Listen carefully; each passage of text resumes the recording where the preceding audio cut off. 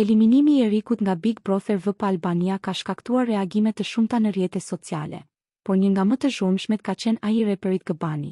Përmes një postimi ironik dhe kritik, ai ka vënë në pikpyetje jo vetëm vendimin e publikut, por edhe standardet e këtij edicioni të BBVP.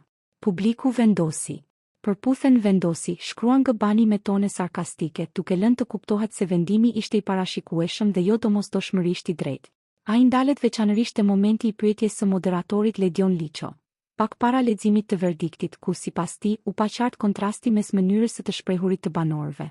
Reperi i krahason fjalët e artikuluara plot kuptim të Erikut me, siç i quan ai, Gek Meket te Mateos, duke ironizuar nivelin e komunikimit dhe përfaqësimit brenda shtëpisë. Sipas Gabanit, kjo diferencë nuk u reflektua as pak në vendimin final, çka e bën të gjithë procesin të duket i pavlerë. Ky BB është VPMYAS, përfundon ai, një shprehje e fortë që nënvizon zhgënjimin e tij me formatin aktual të spektaklit.